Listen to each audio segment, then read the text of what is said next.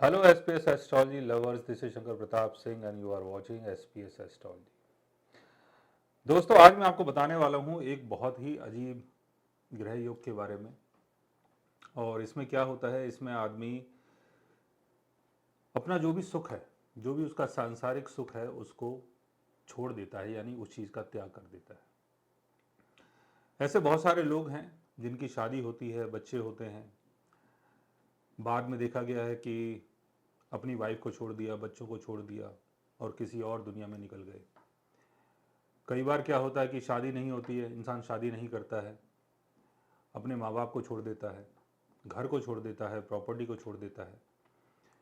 तो ऐसा कौन सा योग हमारे बर्थ चार्ट में बनता है जिसके कारण ये सारी चीज़ें होती हैं? इसको समझने के लिए आपको अपने लगन चार्ट को, मून चार्ट को, चलित चार्ट को, तीनों चार्ट को देखना होगा।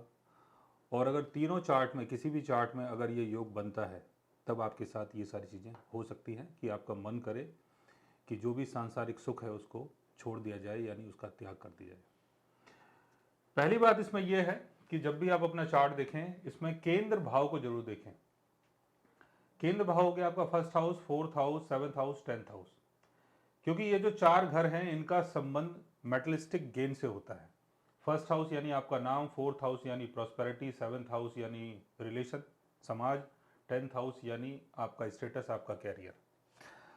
अगर इनके लॉर्ड्स कंबस्ट हो जाते हैं, कंबस्ट मतलब अस्त हो जाते हैं और अपने डेबिलिटेशन में चले जाते हैं, या कोई डेबिलिटेटेड प्लेनेट अगर इन हाउसेज में बैठता है, जैसे 12th हाउस का लॉर्ड, 8th हाउस का लॉर्ड, 6th हाउस का लॉर्ड अगर फर्स्ट हाउस में, फोर्थ हाउस में, 7th हाउस में या 10th हाउस में प्लेस्ड है, या फर्स्ट हाउस का लॉर्ड अगर अपने डेबिलिटेशन में है, फोर्थ हाउस का लॉर्ड अपने डेबिलिटेशन में है, या कंबस्ट हो गया है, या रेट्रोगेट हो गया है, या कोई रेट्रोगेट प्लेनेट अगर अपने डेबिलिटेशन में है, रेट्रोगेशन में है और वो first house, fourth house, 7th house या 10th हाउस में है, तब आपके साथ ये सारी चीजें हो सकती हैं कि जो भी आपका सांसारिक सुख है उसको आप छोड़ दें। और अगर केतु की प्लेसमेंट भी अगर फोर्थ हाउस में, फर्स्ट हाउस में, 7th हाउस में या 10th हाउस में होती है,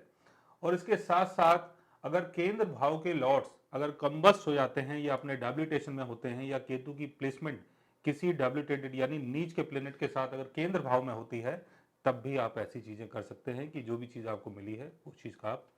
त्याग कर दें। फिफ्थ हाउस और 9th हाउस को भी देखना जरूरी है, बिकॉज फिफ्थ हाउस का संबंध है चाइल्ड बर्थ से, 9th हाउस का संबंध है आपके फादर से, थर्ड हाउस का संबंध है जो आपके यंगर सिबलिंग से उनसे, 11th हाउस का संबंध है आपके बड़े भाई से। अगर यहां भी ऐसा योग बनता है, या इन हाउसेज के लॉर्ड्स भी अगर कंबस्ट होते हैं, अपने डेबिलिटेशन में होते हैं, या कोई नीच का प्लेनेट अगर इन हाउसेज में बैठता है, तब भी आप ऐसी चीजें कर सकते हैं। सेकंड हाउस को समझना भी बहुत जरूरी है, बिकॉज सेकंड हाउस का संबंध है आपकी फैमिली से, आपके खानदान से, और जो भी आपकी खानदानी वैल्यू होती है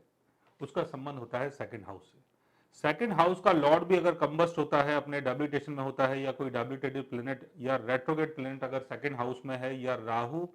नहीं, केतु या सैटर्न के साथ प्लेस्ड है, या केतु या सैटर्न का अगर एस्पेक्ट पड़ जाता है सेकंड हाउस के ऊपर या उसके लॉर्ड के ऊपर, और सेकंड हाउस का लॉर्ड अगर कंबस्ट है और अपने डेबिलिटेशन में है, या कोई नीच का प्लेनेट अगर सेकंड हाउस में बैठा है, तब आपके साथ ये सारी चीजें हो सकती है। तो इसके लिए आपको केतु की रेमेडी करनी है, और अगर कोई प्लेनेट अपने डेबिलिटेशन में है तो उन चीज़ों का दान करें, और अगर किसी हाउस का लॉर्ड अगर अपने डेबिलिटेशन में होता है तो उस हाउस से संबंधित चीज़ों का दान करें, यानी उस राशि का दान करें, राशि के लॉर्ड का दान करें, और आपको शनि और केतु की इसमें रेमेडी करनी है। सो गाइस, आज मैंने आपको बताया एक ऐसे योग के बारे में जिसमें आप